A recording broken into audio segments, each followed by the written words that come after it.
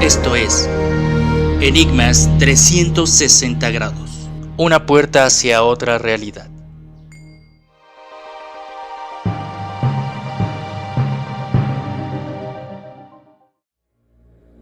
Sean ustedes bienvenidos a otra emisión de Enigmas 360 grados, una puerta hacia otra realidad.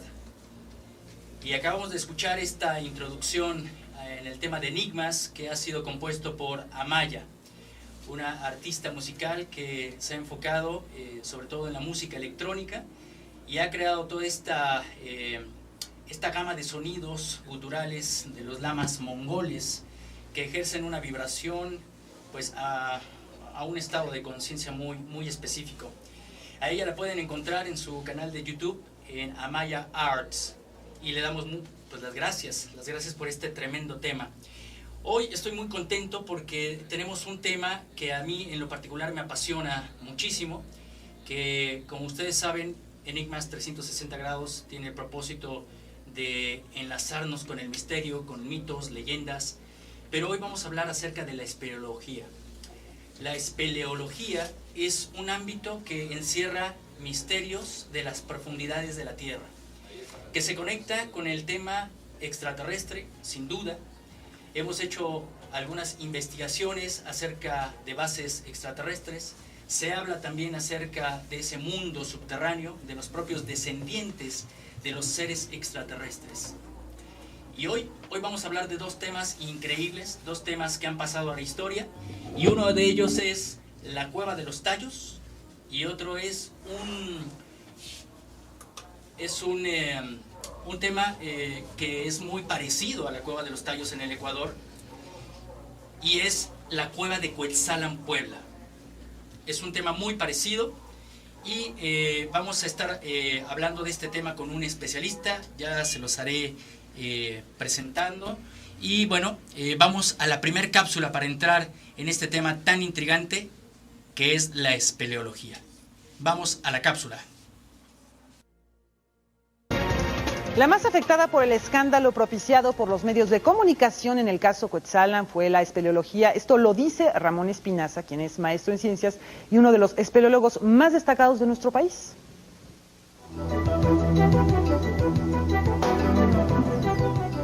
La expulsión de los 13 ingleses que realizaban actividades de espeleología en las cuevas de Cuetzalan, Puebla, afectará de manera dramática la imagen y la actividad de este deporte extremo en el mundo.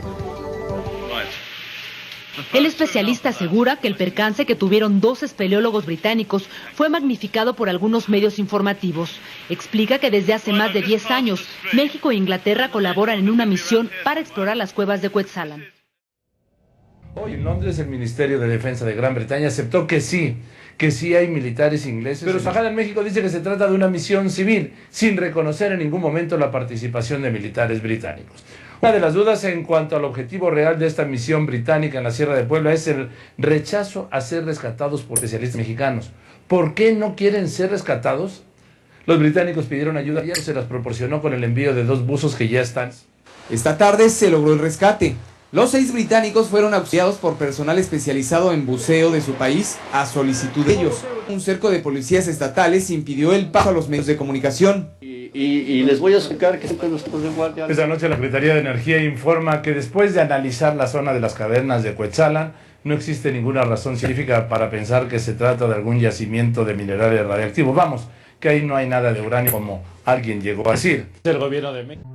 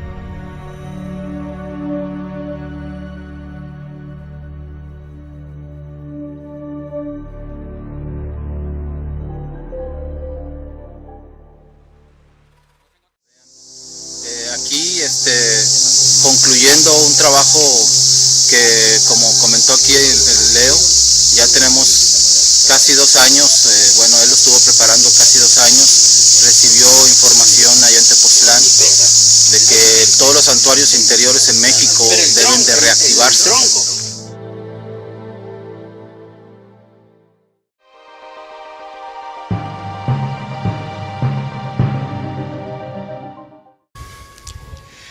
Regresamos a Enigmas 360 grados con esta cápsula introductoria hacia el tema de la espeleología, una de las expediciones más ambiciosas que hemos realizado dentro de los grupos de contacto. Ha sido en el año 2014 a la cueva tan especial de Cuetzalan, Puebla, que está en frontera con Veracruz, está inmersa en la selva.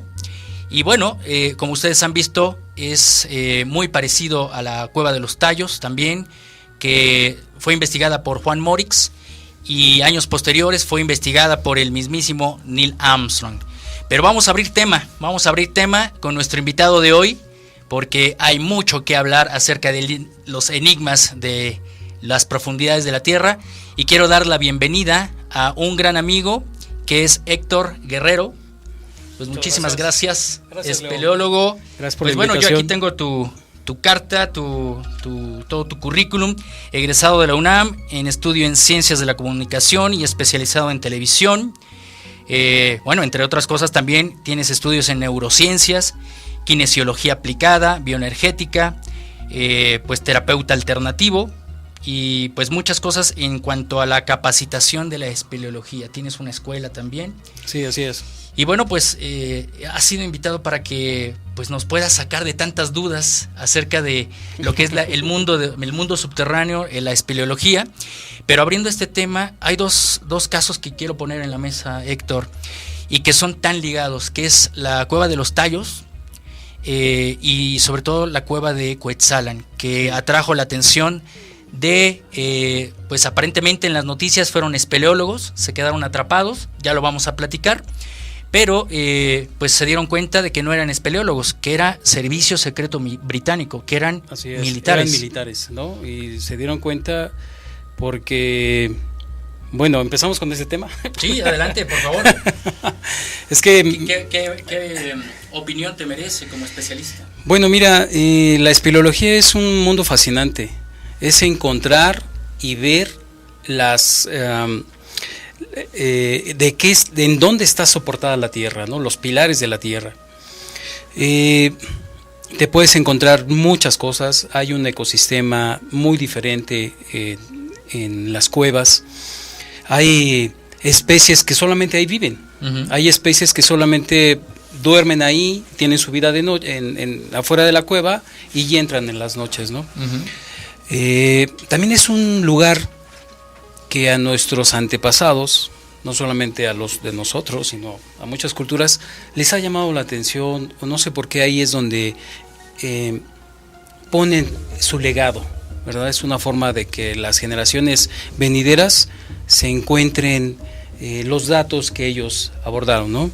Como el caso de la Cueva de los Tallos, que después lo vamos a tomar, pero en el caso de los militares que llegaron aquí a México, un grupo de 13 espeleólogos, entre ellos 6 me parece eran militares, de las Fuerzas Armadas, eran de las Fuerzas Aéreas, de la Marina, y se decía que ellos venían a hacer una cartografía de todo el sistema, porque en Cuetzala no es una cueva, en realidad es una serie de muchas cuevas. Exactamente. Un sistema se compone por imagínense todos, amigos, que hay muchas entradas y abajo nos encontramos todos, ¿no? Entonces, por ahí existió un comentario que se decía que venían a buscar este gas radón, sí, material radioactivo. Así es. Si encontraban ese gas, quería decir que había uranio, ¿no? Exactamente. Ahora, fíjense algo muy curioso. Como en la cueva de Cuetzán, como en lo de los Tallos, los que fueron a ver las cuevas eran ingleses. Exactamente. Ingleses.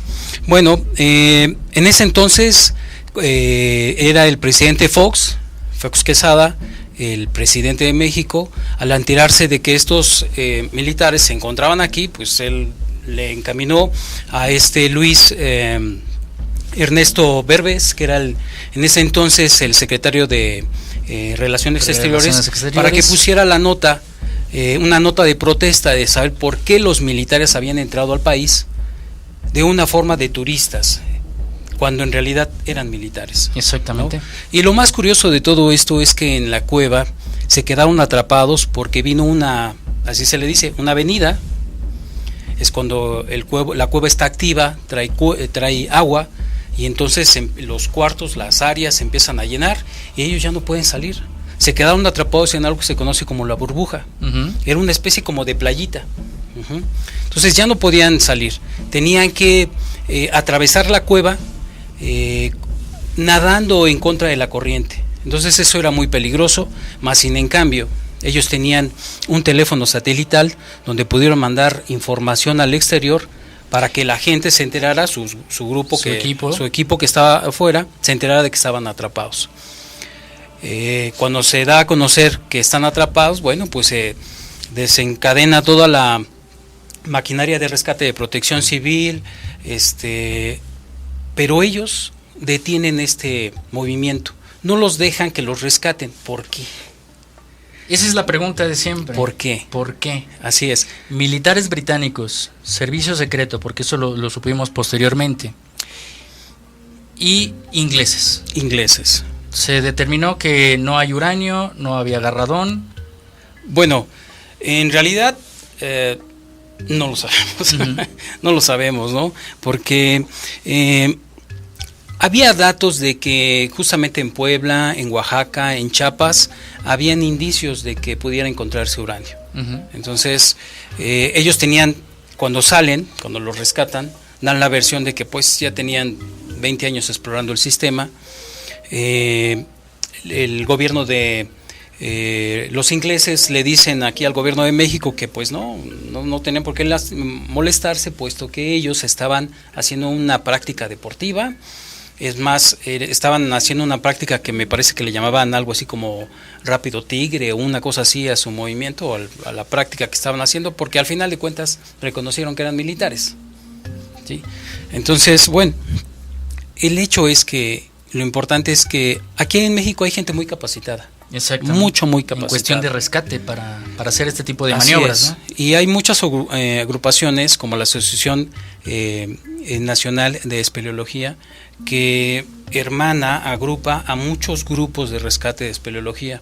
La espeleología, como en el cañonismo, como la alta montaña, el rescate es muy cotidiano, es decir, la gente que practica esta actividad debe de estar preparado para una contingencia. Entonces hay mucha gente muy capacitada en México, más sin en cambio los ingleses no quisieron que ellos llegaran. Pidieron que vinieran 2 buzos de su país, tardaron 2 días, me parece, en llegar, y fueron los que entraron con otros 2 buzos mexicanos.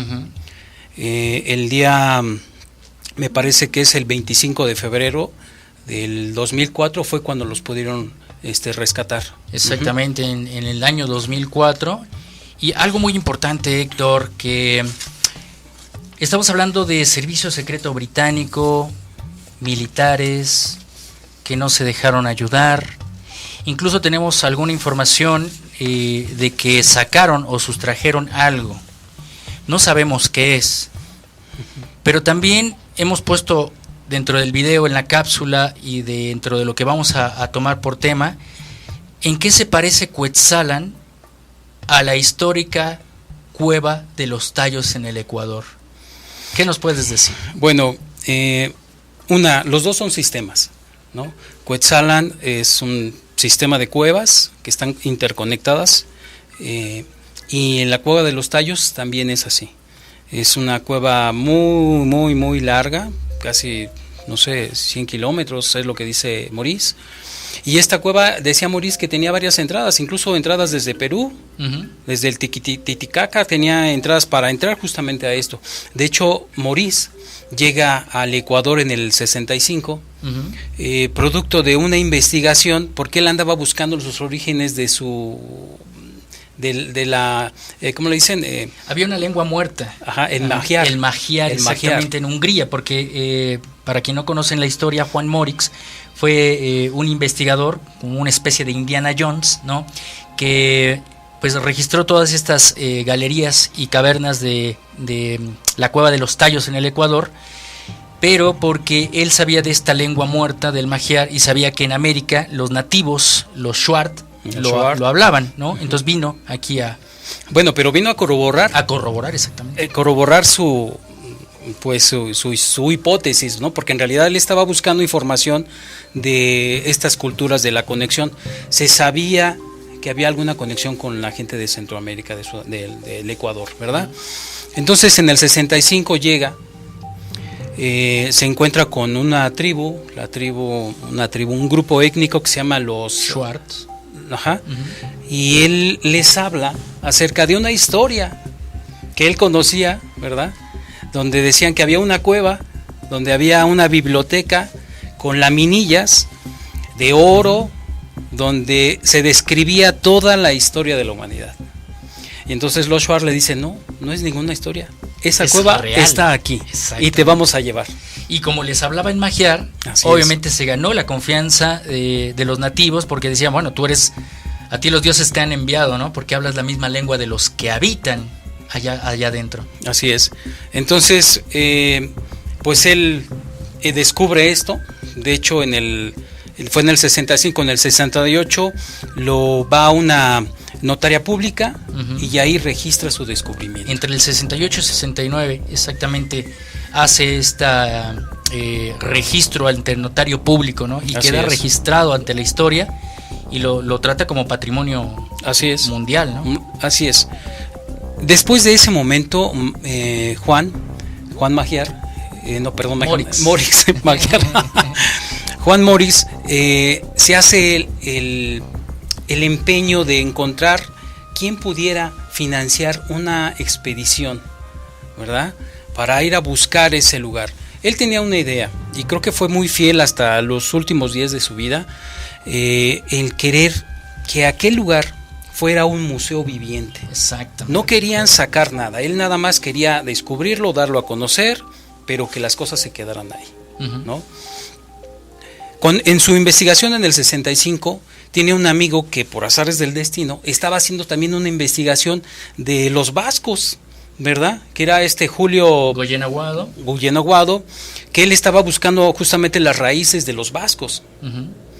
Va a una biblioteca y encuentra que hay unos libros que él estaba buscando que ya otra persona los estaba revisando y Julio dice, ¿quién es este personaje? Pues era Juan Morís, ¿verdad? Entonces, cuando ellos se encuentran, hablan entre ellos, hay una química interesante y como Julio era mormón, pues busca entre la gente de su religión quién pudiera patrocinar esta expedición que se realiza justamente en el 68, ¿verdad? Sí, 68, 69, más o menos por ahí va. Sí. Entonces llegan a Ecuador, pero Morís se da cuenta de que los mormones, y no voy a mencionar los nombres, pero se da cuenta de que tratan de hacer una especie como de un juego sucio, ¿verdad? Porque querían hacerlo a un lado a él y ellos querían registrar aquel descubrimiento como pues de ellos y andaban, iban en busca de ese oro, esos tesoros. Entonces él los distrae, simplemente les dice que no, pero a su amigo sí se lo lleva. Julio Goyen Aguado, lo lleva a la expedición. Así es, a él sí lo llevan y déjenme decirles que del lugar a donde llegaron, digamos en tierra, tuvieron que navegar con balsas, pero aquellas balsas como en las caricaturas de troncos, durante 6 horas por el río para llegar a un lugar, ahí pasan la noche y entonces comienzan a hacer esta exploración. Bueno, se lleva a Julio por decirle, mira Julio, te voy a enseñar dónde es. Lo lleva a una entrada, porque son muchas, recordemos, no es una sola cueva, son muchas, y le enseña. Entonces Julio, por las descripciones que hace de Morís, Julio parece ser como que él entre sobre un cerrojo o algo así, comienza a darse cuenta de la bóveda y de todo lo que se encontraba ahí.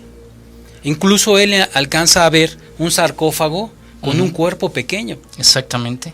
Y había otros cuerpos, pues no sé si convertidos o con trajes o eran sarcófagos revestidos de oro. Revestidos de oro. Haciendo un paréntesis, si me permites, todo esto ustedes lo pueden encontrar en un libro que hacen acerca de su biografía de Julio Goyen Aguado, que se llama Lírico y Profundo.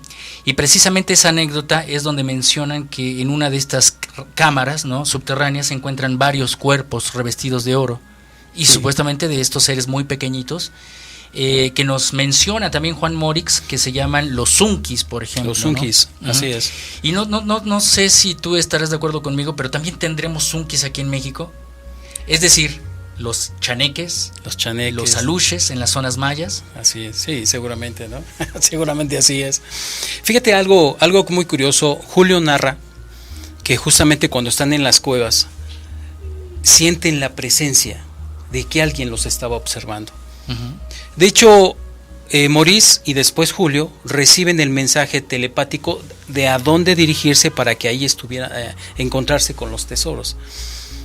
Yo he estado muchas veces en cuevas, muchas veces, y te puedo decir que esa sensación la he sentido muchas veces. De presencia, ¿no? De que alguien me está observando, ¿no? Okay. De que algo está ahí, de que no estoy solo. Es un mundo muy diferente, es porque está completamente en la oscuridad, ¿no? Y solamente lo que alcanzas a ver es lo que alcanza a ver tu lámpara, ¿sí? Bueno, es nada más un paréntesis.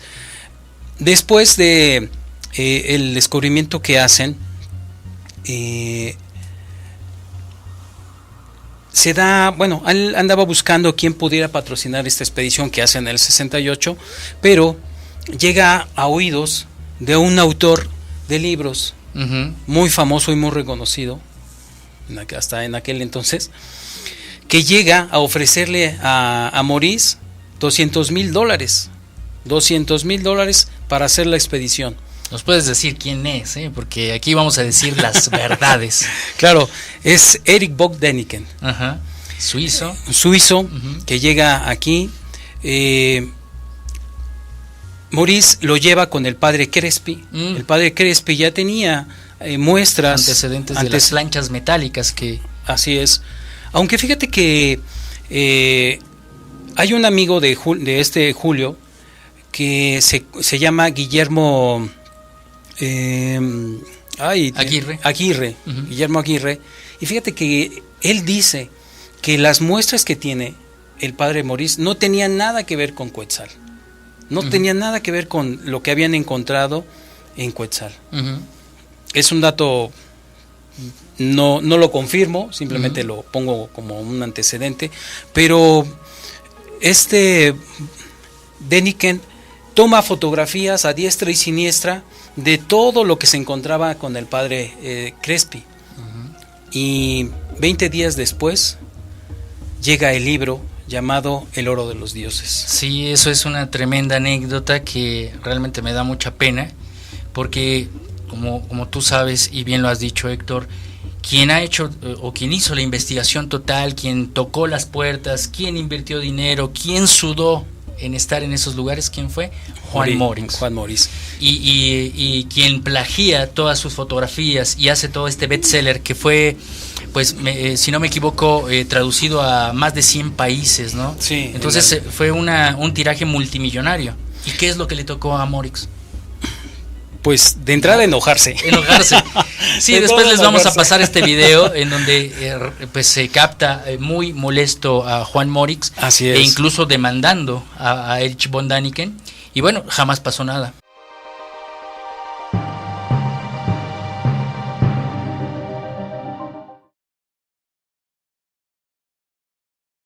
Después de la Segunda Guerra Mundial me he dedicado a rastrear el origen de la humanidad para saber el por qué estamos en esta tierra, para saber qué es lo que debemos hacer, de dónde hemos venido y a dónde habremos de llegar.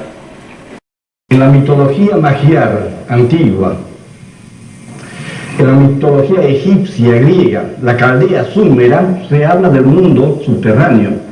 He seguido las huellas antiguas para llegar a concretarme en el Ecuador, para abrir un nuevo camino, una nueva entrada, pero conozco muchas otras en el Perú, en Bolivia, en el lago Titicaca, concretamente en Sacsayhuamán, el Cusco, y muchos otros lugares donde se puede descender.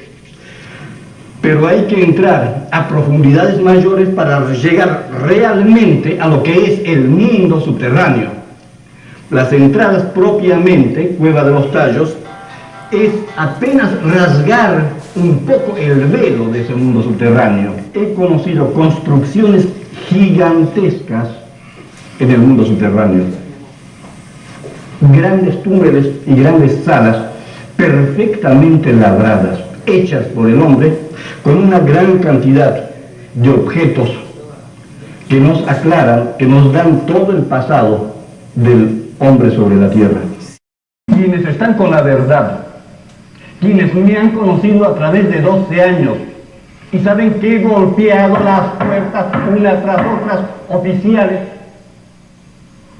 para ver si podemos en el Ecuador organizar una expedición seria con todas las garantías pertinentes del caso.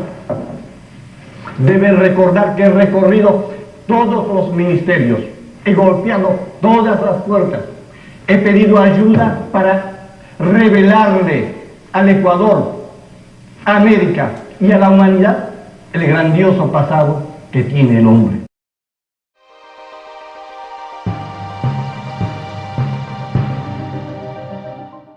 Fíjate que en aquel entonces, apoyando justamente la publicación de Däniken, hay una revista alemana que se llama Esther. Uh-huh. Ellos publican el supuesto descubrimiento de Däniken. El enfado que hace Maurice es que Däniken dice que él estuvo en la expedición. Así pasa cuando le plagian a uno sus sí, él dice que él datos. Que él encontró, que él estaba en la expedición. No es cierto. Maurice dice que sí lo llevó a la cueva, claro, pero fue algo así como muy turístico. Mira, ahí está la entrada, por aquí entramos, salimos, pero nunca entró. Y mostrándole las fotografías, ¿no? Que después desaparecieron, que fue lo que sale en los libros, ¿no?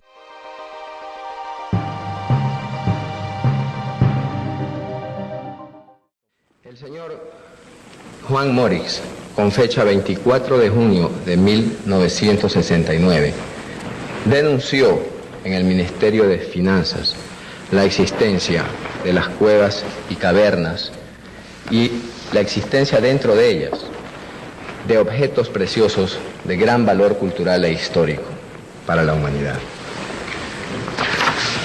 Tengo aquí en mis manos un ejemplar de la escritura pública de protocolización en la notaría del doctor Gustavo Falconi Ledesma de la denuncia presentada con fecha 24 de junio de 1969 por el señor Juan Morix.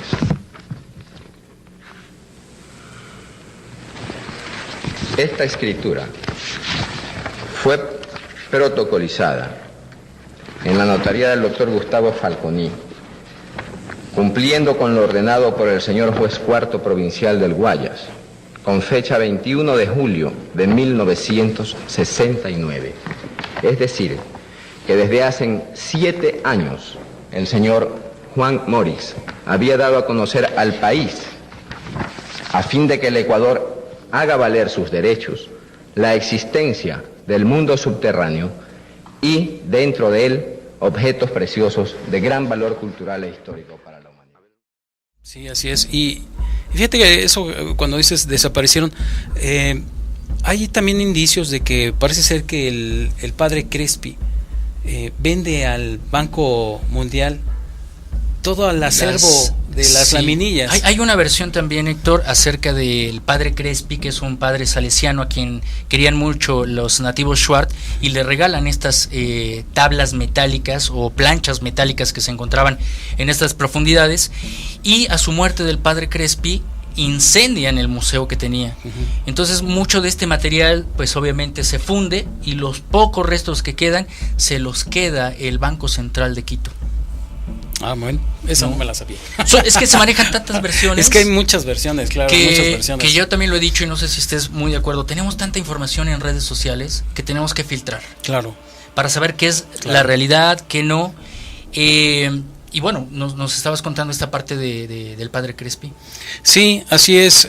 Bueno, tú cuentas esta historia que yo no sabía. Yo nada más sabía que él, por alguna suerte, se deshace de sus cosas y las vende al Banco Mundial.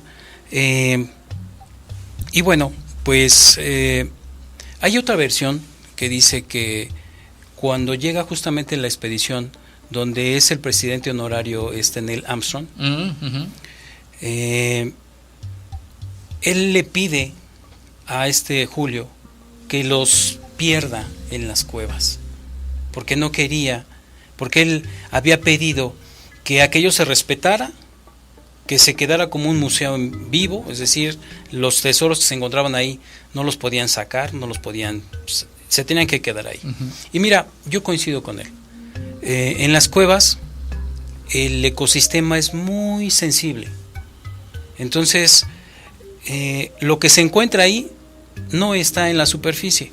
La gente que entra a una cueva, te voy a hablar de cosas tan sencillas, pero que en realidad alteran el ecosistema de ese lugar. Tú vienes sudando, no faltará quien de repente necesita desahogar sus necesidades fisiológicas, y eso altera el lugar. Claro. Eso altera. De hecho, en las cuevas hay algo que se conoce como las perlas de las cavernas. Las perlas de las cavernas son piedras rodadas, es decir, cae la gota pero hace un giro. Entonces, como está calcificada, trae calcio, ese giro del agua, haciéndolo durante mucho tiempo, va provocando que se va condensando eso y llegan a ser canicas. Son canicas, pero les llaman perlas de las cavernas. Pero traerse una cueva, una perla de las cavernas, es alterar el orden, porque a esa piedra le costó cientos de millones de años poderse formar. Claro, y si realmente existieron esas planchas metálicas, porque algo que no hemos entrado todavía en materia es del Neil Armstrong, ¿no? De que hicieron una expedición y ellos sacaron cosas, ellos alteraron también este sistema con lo que nos vienes comentando. De hecho, Armstrong dice que lo que vio en la cueva de los Tallos era algo más extraordinario que lo que se había encontrado allí en la cueva, en la luna, ¿no? Imagínense qué habrá visto, ¿no? Así es. Y bueno, y a esto me trae en recuerdo, Héctor, y vamos a platicarlo. La cueva de los Tallos tiene un significado, tiene una historia, tiene un misterio con todo lo que nos has compartido, que lo que encontró Juan Morix, que el astronauta Neil Armstrong haya querido indagar, porque también fue un financiamiento mormón, ¿no? Sí, así es. Es muy curioso. Brevemente hacemos como parte del resumen. Los mormones es una religión que se basa en que Joseph Smith, ¿no? En la época de la colonia inglesa en los Estados Unidos, recibe mensajes de un ángel, el ángel Moroni, y le entregan unas planchas metálicas de oro. Y es muy curioso que haya sido financiado por los mormones. Uh-huh. Ahora bien, esto me recuerda una anécdota y vamos a pasar a otro tema también sumamente bien interesante. Es que en el año 2014, de acuerdo a investigaciones, a experiencias que tenemos de contacto extraterrestre, habíamos tenido la invitación a hacer una expedición a este lugar porque nos marcaban estos seres que supuestamente dentro de estas galerías de Cuetzalan, Puebla, en la selva entre la frontera entre Puebla y Veracruz, existirían galerías muy similares a las Cuevas de los Tallos. Y qué curioso que los dos casos, Cuetzalan y Tallos, involucran a militares británicos. Sí, así es. Bueno, hasta en las películas de Indiana Jones, ¿quiénes andan metidos en eso? Los ingleses, ¿no? Y bueno, y quiero comentarles al público que nos escucha a través de la radio, ¿no? Y también que nos ve a través de Facebook Live en Enigmas 360 grados, pues decirles y contarles esta anécdota tan interesante, porque esa expedición la íbamos a realizar con Héctor Guerrero. Solamente que no se pudo por circunstancias, pero realizamos esa expedición. No nos tocaba ir. Pero vamos a regresar. Por supuesto. Vamos a preparar esta expedición. Y pues ahora quisiera que nos comentaras, porque ahorita ya entramos en este tema histórico, pero para poder aprovecharte también, ¿qué otros misterios hay en nuestras cuevas mexicanas? Hay muchos. Y sobre todo, mira, aquí tenemos pues equipo de espeleología aquí en la mesa, y que nos puedas platicar también los misterios que tenemos aquí en México. Fíjate que cuando incursiono en el terreno de la espeleología, lo hago por una experiencia que tengo yo llego al sótano de Golondrinas, que se encuentra en un municipio que se llama Aquismón, en la Huasteca Potosina, en San Luis Potosí, porque ahí justamente Maussan da a conocer un documento de un productor, Carlos Escamilla, quien está grabando a algunas personas que se avientan en paracaídas. El sótano tiene 373 metros el primer tiro, 373 metros, es decir, cabe la torre latinoamericana una vez y media. Está alta. De ese tamaño. Entonces él da a conocer unas serpientes que vuelan tan rápido que no las alcanza uno a ver a simple vista. Carlos Escamilla, al estar editando los videos, se da cuenta de estas serpientes y entonces dice: ¿qué es esto? ¿De qué se trata? Eran unas serpientes que inclusive tenían un comportamiento inteligente, porque esquivaban a los pues a las personas que estaban subiendo con las ¿cómo se llama? Con poleas. Uh-huh. Entonces a mí me apasiona eso. Digo, bueno, pues en aquel entonces yo estaba casado, mi mujer era de Gilitla, un pueblo a una hora de ese lugar, y yo tenía que verla, justamente. En San Luis Potosí. San Luis Potosí. Entonces le dije: ¿sabes qué? Cuando llegamos, vamos a Golondrinas. Uh-huh. Y allí en Golondrinas, pues vamos a este lugar. Hoy Golondrinas es realmente, yo creo que más conocido que el Papa, porque hay mucha gente que va a ese lugar, ¿no? Pero en aquel entonces, estamos hablando del 1998, 99, por ahí, no había nadie. De hecho, a las 6 de la tarde y a las 6 de la mañana salen los pájaros que se les conocen como golondrinas. Los dicen golondrinas, pero en realidad son los vencejos, ¿no? Uh-huh. A diferencia de los tallos, que son aves semiciegas. Uh-huh. Y los tallos, en sus muslos almacenan aceite. Entonces los lugareños atrapan esos lugares a las aves justamente para extraer el aceite, ¿no?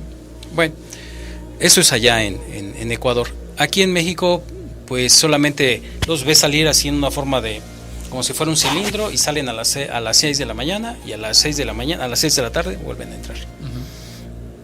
Entonces, en ese momento, tú te asomas, estás a la orilla del sótano y el vacío te da una experiencia completamente diferente. Ese lugar a mí me atrapó. Había una energía especial.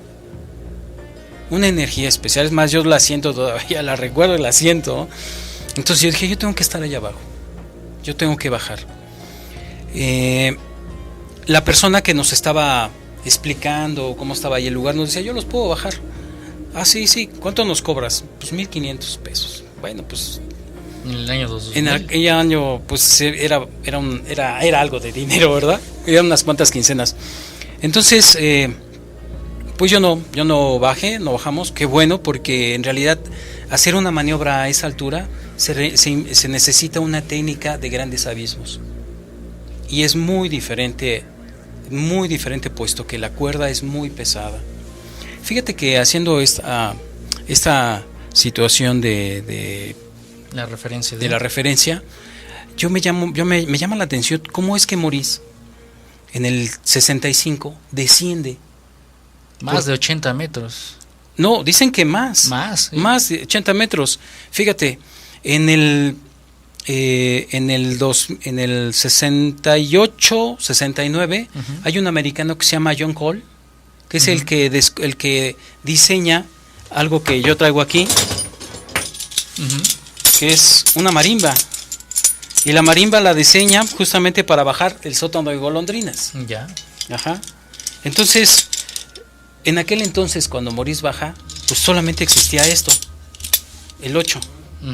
Ahora sabemos que el 8 es un equipo de descenso solamente máximo para 50 metros.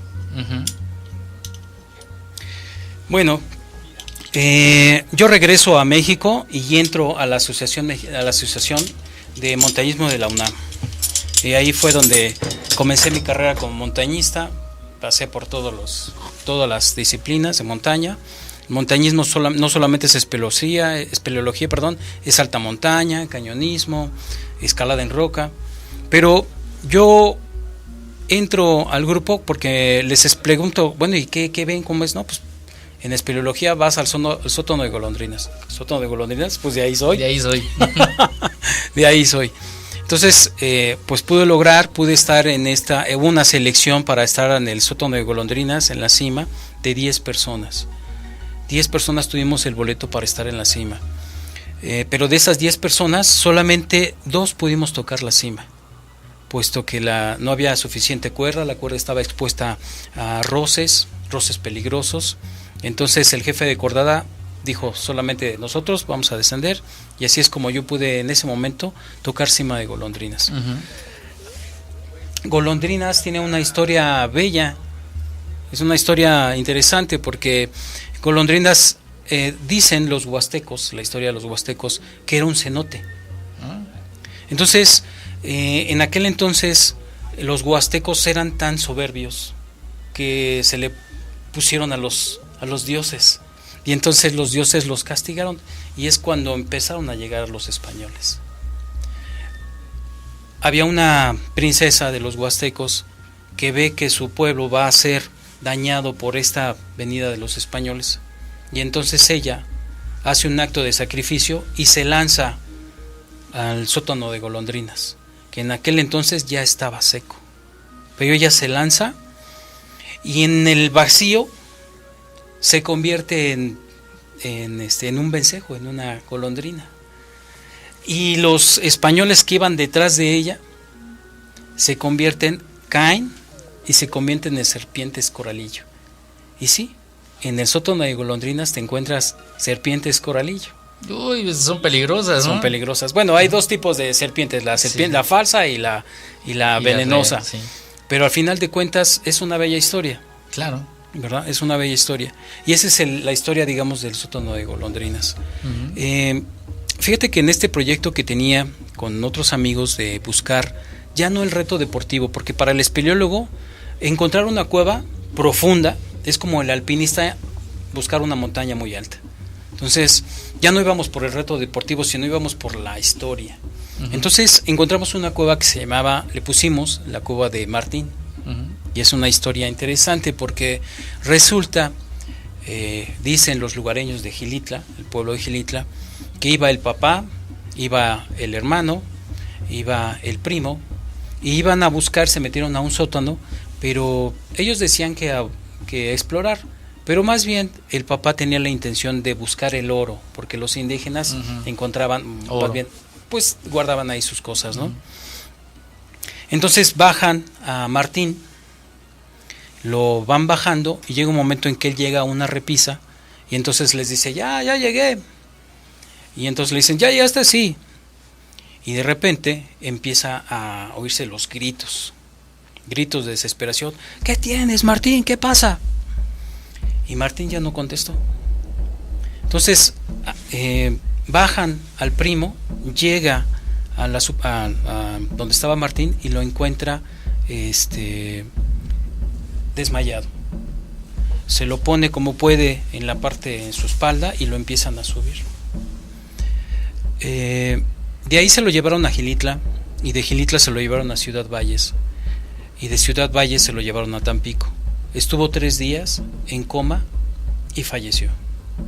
El parte médico decía que había tenido una lesión en su cabeza como si le hubieran pegado con un bat envuelto en piel, porque el daño, la lesión no tenía un rasguño, no tenía, sino el daño era interno.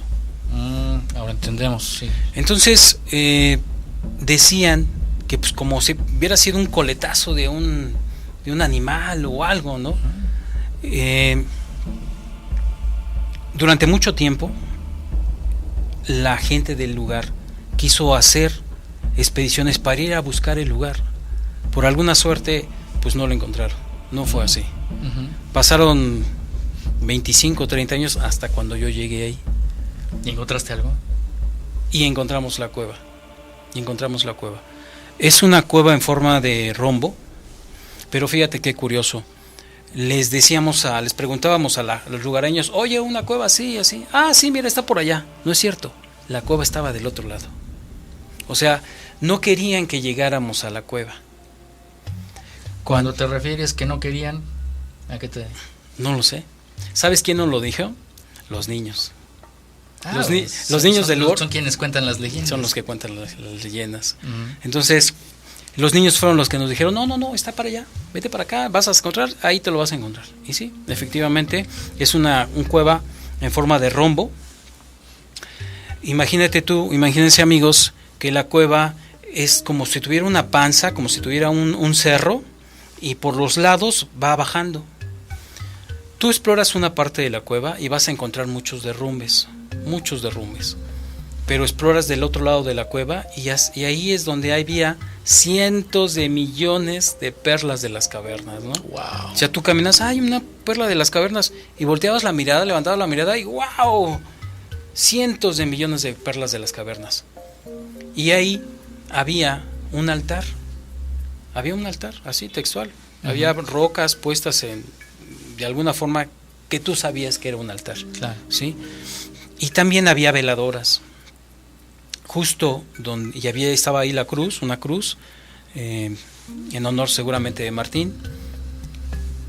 Y después descubrimos que la cueva pues guardó este mito o esta historia que se volvió después mito, porque en realidad a Martín lo bajaron a pulso. O sea, él no bajó a rapel, utilizaron una cuerda de ayute y lo empezaron a bajar, pero llegó un momento en que el peso les ganó. Entonces él cae en el vacío y se lesiona, pero imagínate qué desgracia, porque el papá está bajando al hijo. Wow. ¿Sí? Entonces esa es la verdadera historia. Ya. Yo no digo que fue, sino narro lo que yo encontré. Claro, Lo que yo vi de ese mito que pues la gente se encargó de convertirlo en una gran historia. Claro, y nos encontramos con grandes enigmas, grandes historias, leyendas, tradición oral. Y bueno, mira, nos están escribiendo y les recomiendo mucho a que se suscriban a la página de Enigmas 360 grados. Esto también quedará en YouTube y prometemos seguir ilustrando con material adicional.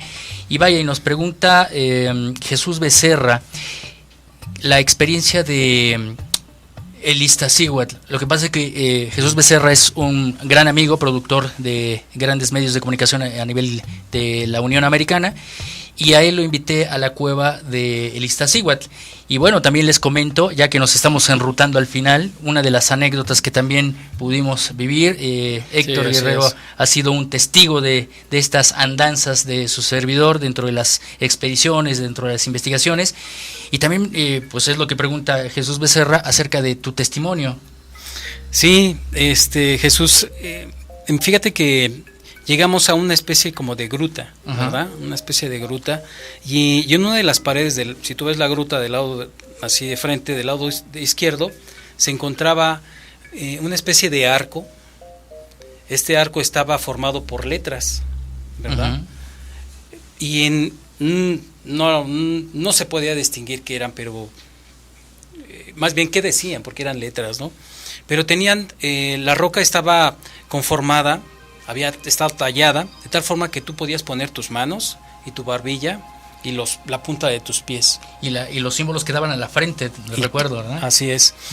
Entonces alguien tenía que, por la espalda, apoyarte porque tú estabas haciendo extraplomo. Entonces, primero fue Leo, que estuvo ahí. No sé si él abrió el portal, yo creo que sí. Hay fotografías, ¿no? Tú tomaste esas fotografías, sí, así ¿no? es. En donde se abre como esta comunicación, porque aparecen esos orbs, pero en unas partes del cuerpo muy específico, que es en el entrecejo y en la coronilla, ¿no? Sí, así es. Entonces, en mi experiencia, cuando le digo a Leo, bueno, pues permíteme, yo voy, pues trato de concentrarme, de hacer una meditación, y entonces yo me encuentro como si estuviera en una cueva. De aquí para atrás, o sea, de mis sienes hacia atrás era oscuridad, y de mis sienes para arriba, para adelante, había luz. De hecho, yo en ese estado de expansión de la conciencia, le llamo yo, me asomo a ver qué había. Yo vi luz por allá, luz, así mucha luz blanca. Pero algo me decía, no pases por ahí. Entonces, pues en ese momento yo me retiro y hagan de cuenta que quitaron el switch. ¿Verdad? Eso es lo que les puedo contar. La verdad fue una experiencia extrasensorial muy diferente, muy diferente. Me dejó un grato sabor de boca. Yo soy muy respetuoso, como montañista, soy muy respetuoso de todas las conciencias que se encuentran en el lugar. Sí, hay conciencias, los elementales, que son los que habitan ese lugar, y sino que tienes que darle su lugar. De hecho, cuando entramos a una cueva o vamos a hacer una salida a una cueva, primero pedimos permiso para poder entrar ahí. Es mejor. Claro. Porque al final de cuentas nosotros somos los que llegamos. Los que debemos de pedir ese permiso para permanecer en este lugar. Héctor, se nos ha ido el tiempo rapidísimo, como siempre, tú sabes de los medios de comunicación. Sí, claro. Realmente quiero agradecerte tu presencia, tu testimonio, porque en este caso también esta anécdota de la cueva del Iztaccíhuatl, que le llaman la cueva del diablo o la boca del diablo, pero que en realidad se llama la Puerta del Sol. Y a medida que hemos continuado estos viajes hacia estos lugares, incluso Jesús Becerra, que nos ha escrito esta pregunta, ha sido testigo, ¿no? Entonces me parece que es muy importante dentro de todos estos temas, aunque son misterios, aunque hablamos de extraterrestres, intraterrestres, me parece que lo más importante es que se deje testimonio y se pueda documentar y que le dé credibilidad a estos temas. Claro, ¿no? Claro, y sobre todo yo creo que sí es muy importante darnos la oportunidad de hacer un cambio de percepción de la realidad. Exactamente. Me parece que me quedo con esa frase. No vamos en busca de un objetivo, sino vamos hacia una nueva forma de ver la vida y de ver estas experiencias.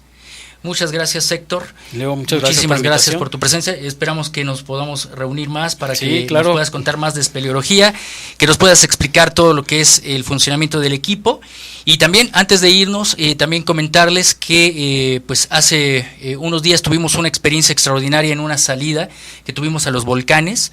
Tuvimos un avistamiento, bueno, se pudo videograbar, no lo tuvimos así a bien verlo, pero dentro de los participantes se pudo videograbar un avistamiento. Hicimos una vigilancia OVNI, di una conferencia acerca de la actividad OVNI, meditamos y se dio el avistamiento, que fue muy agradable poder documentar, como siempre he dicho, documentarlo. Y pues les invitamos para la próxima salida, ya estaremos dando los datos a Peña de Bernal, que es, me imagino que tú lo conocerás. Claro, es una zona de escalada. De escalada, así para el rapel, para muchas de estas pues actividades deportivas, pero también para la práctica que nos sirve para llegar a los mundos subterráneos. Ya vamos a estar dando los datos para que se vayan inscribiendo a esta salida, que va a ser increíble. Vamos a dar otra conferencia, estaremos acompañados por el vigilante del cielo Ismael López, que es un gran experto en poder diferenciar los objetos que se ven en el cielo y saber cuándo realmente es una nave extraterrestre, cuándo es un objeto volador no identificado o incluso cuándo es un avión, un insecto, que es bien importante. Sí, claro. No irse con la primera impresión de que es una nave, ¿no? Entonces hay que discernir, hay que entrar en conciencia, porque estos temas no son para creerse, son para pensarse. Y bueno, pues les pido que nos acompañen la próxima semana a una emisión más de Enigmas 360 grados. Y hasta la próxima. Hasta luego, hasta la próxima.